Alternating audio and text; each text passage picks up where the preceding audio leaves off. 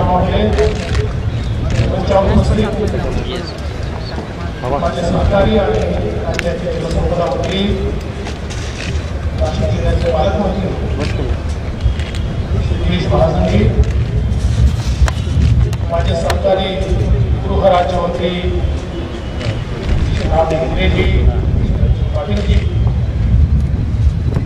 राज्याचे सन्माननीय पोलीस महासंचालक श्री साहेब, या महाराष्ट्र पोलीस अकॅडमीचे संचालक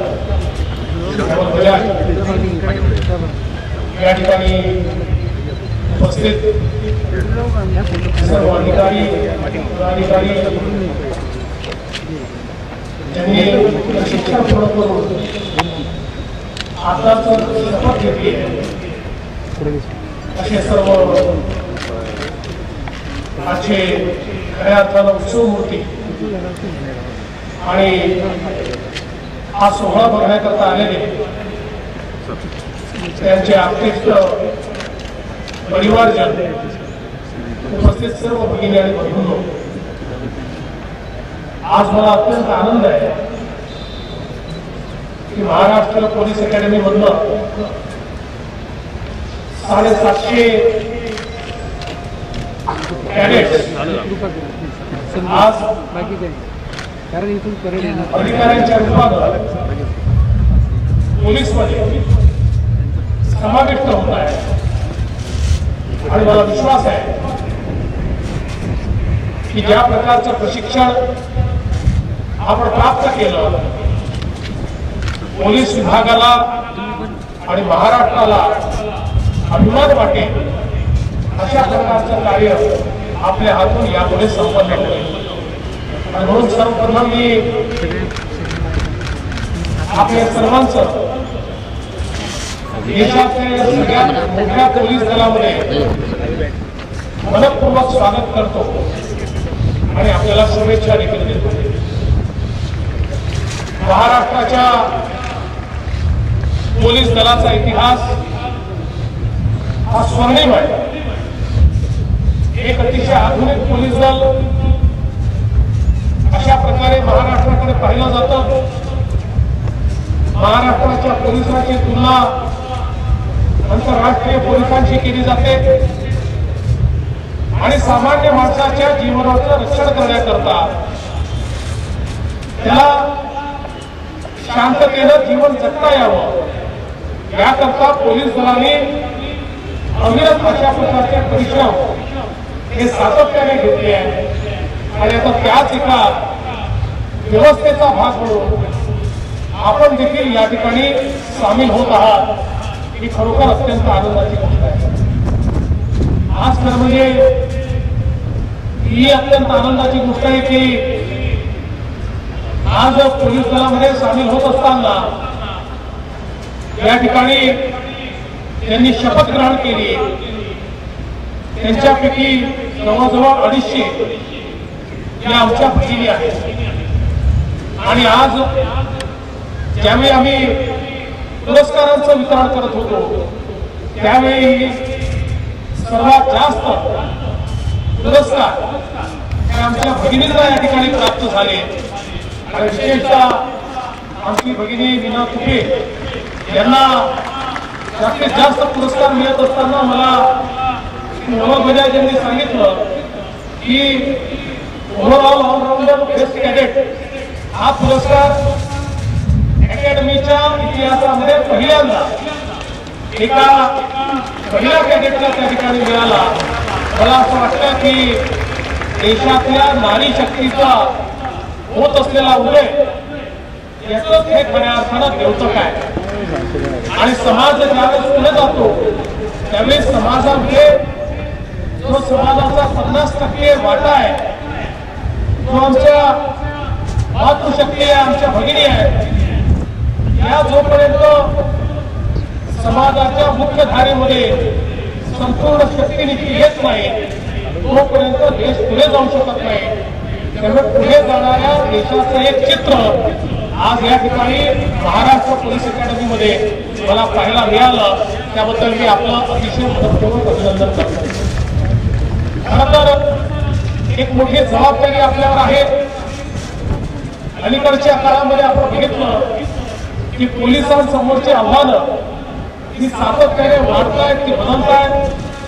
पूर्वी ती केवळ आंतरिक होती, आता बाह्य शक्ती देखील मोठ्या प्रमाणात देशांतर्गत आक्रमण करण्याचा प्रयत्न करतात.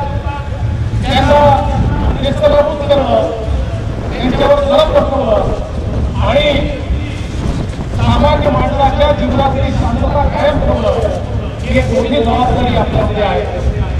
आपण बघितलं की एक साधा आमचा पोलीस असलेला आमचे तुकाराम मोंडे यांनी जे शौर्य 2008 साली 26/11 दाखवलं आणि कसाब सारखा एक अतिरेकी कुठलेही शस्त्र हातात नसताना त्या ठिकाणी त्याला जेरबंद करायचं आणि ते करता करता आपला प्राण गमवायचा, अशा प्रकारचं शौर्य त्यावेळी आमचा एक सामान्य पोलीस दाखवतो.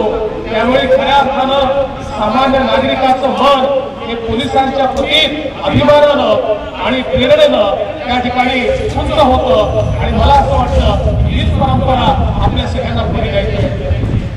गडचिरोली सारख्या दुर्गम भागामध्ये नक्षलवादाचा सामना करत असताना मनोमनी मृत्यूचे सापळे या ठिकाणी तयार केलेले असताना त्या सापळ्यांचा नायनाट करत सामान्य माणसाच्या जीवनात शांतता प्रस्थापित करण्याचं काम करणारे आपले पोलीस असतील किंवा अगदी शहरामध्ये ट्रॅफिकचं मॅनेजमेंट करण्यात असतं, तर वेगवेगळ्या प्रकारचे गुन्हे विशेषतः अलीकडच्या काळामध्ये स्ट्रीट क्राईम सोबत मोठ्या प्रमाणात सायबर क्राईम हा देखील आपल्याला वाढताना दिसतोय. आणि त्याच्याशी कॉम्बॅट करायचं, त्याच्याशी लढाई करायची, तर वेगळ्या प्रकारची इंटरव्हेन्शन हे आपल्याला घ्यावे लागत आहेत. आणि म्हणून मला असं वाटतं की बदलती जी आव्हानं आहेत ती आव्हानं आता या नवीन पिढीला आणि नव्याने जे लोक या दलामध्ये येत आहेत त्यांना ती समजून घ्यावी लागतील आणि त्याच्याशी दोन हात करावे लागतील.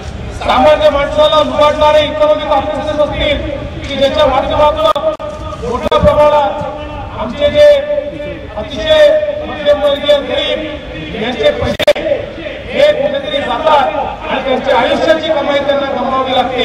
अशा परिस्थितीमध्ये त्यांना कशा प्रकारे आपल्याला या ठिकाणी एक संरक्षण देता येईल याचाही प्रयत्न हा आपल्याला करावा लागतो. आणि म्हणून मला असं वाटतं की आव्हान अनेक आहे, पण समर्थपणे या आव्हानाचा सामना करण्याचं ट्रेनिंग हे या ठिकाणी आपल्याला मिळालेलं आहे. आणि मला विश्वास आहे त्याचा योग्य उपयोग हा निश्चितपणे आपण सगळे लोक या ठिकाणी कराल. या आपल्या अकॅडमीमध्ये अनेक बाबी मागच्या काळामध्ये माझ्यासमोर मांडण्यात आल्या होत्या. विशेषतः मागच्या वर्षी ज्यावेळेस मी या ठिकाणी आलो त्यावेळी मी घोषणा केली होती की या अकॅडमीला स्वायत्तता देण्यात येईल. मला आज आनंद वाटतो की आपण या अकॅडमीला स्वायत्तता दिली आणि याला मला विश्वास आहे की पुढच्या काळामध्ये या ठिकाणी जो प्लॅन बजाज यांनी मांडला आहे राज्य सरकार निश्चित या प्लॅनला देखील पाठबळ देईल आणि केवळ महाराष्ट्रातील नव्हे तर देशातली सर्वोत्तम अशा प्रकारची अकॅडमी म्हणून ही अकॅडमी आपण येत्या काळामध्ये डेव्हलप करू अशा प्रकारचा विश्वास देखील या निमित्ताने मी व्यक्त करतो. आज त्यासोबत मागील वर्षी आपण जे घोषित केलं होतं त्या गोष्टींचे सगळे आदेश आपण काढले आणि आज अकॅडमिक कॉम्प्लेक्सचं निर्माण असेल, 168 नवीन क्वार्टरचं निर्माण असेल, ओपन एअर थिएटरचं निर्माण असेल, या तिन्ही गोष्टींची सुरुवात आज या ठिकाणी आपण करतो आहोत. आणि यामुळे या अकॅडमीला एक नवीन अशा प्रकारचे इन्फ्रास्ट्रक्चर या निमित्ताने आपण देणार आहोत. पण मला एकच गोष्ट आपल्या सगळ्यांना सांगायची आहे की शेवटी पोलीस दलाला इन्फ्रास्ट्रक्चर हे महत्वाचं आहे, प्रशिक्षणाला इन्फ्रास्ट्रक्चर हे महत्वाचं आहे, पण या इन्फ्रास्ट्रक्चरपेक्षाही आपल्या मनामध्ये देशभक्तीची भावना ही अधिक महत्वाची आहे. समाजाप्रती आपलं प्रेम आणि कमिटमेंट हे अधिक महत्वाचं आहे. कारण आपण अनेक वेळा बघितलं की ज्यांच्या मनामध्ये एक कमिटमेंट असतं, ज्यांच्या मनामध्ये भावना असते, ते लोक इन्फ्रास्ट्रक्चर आहे की नाही, व्यवस्था आहे की नाही याची पर्वा न करता काम करत असतात. आणि पोलीस हा एक डिसिप्लिन फोर्स आहे.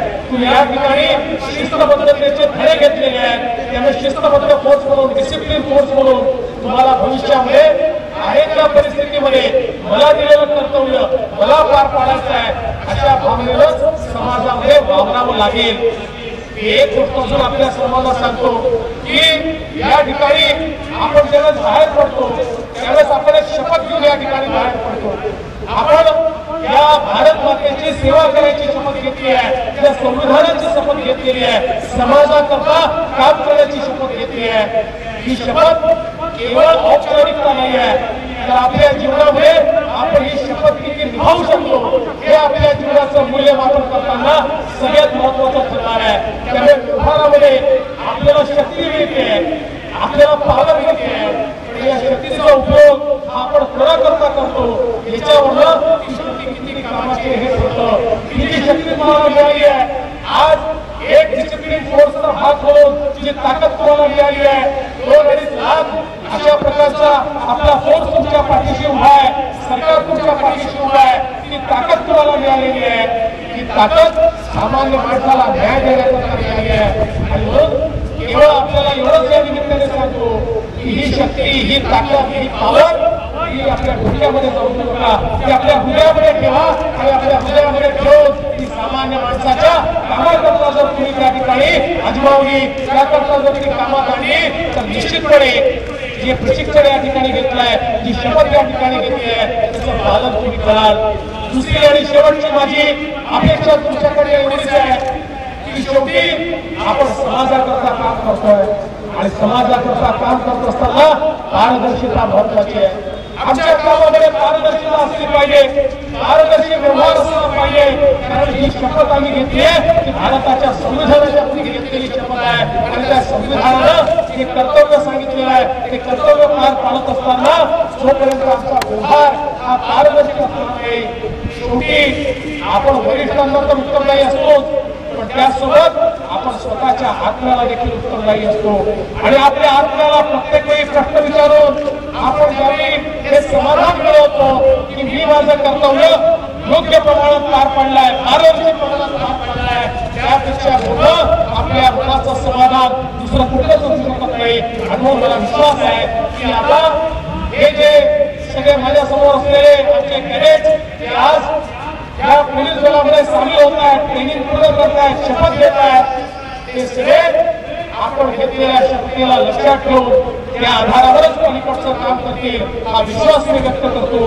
पुन्हा एकदा तुमच्या जीवनाकरता तुम्हाला खूप खूप शुभेच्छा देतो। खूप आपण पुढे जा, मजबूतीने देशाची सेवा करा, देशाला अभिमान वाटेल अशा प्रकारचं कर्तव्य आपण पार पाडा एवढीच आपल्याला विनंती करतो आणि माझं बोलणं संपवतो। धन्यवाद। जय हिंद, जय महाराष्ट्र, भारत माता की जय।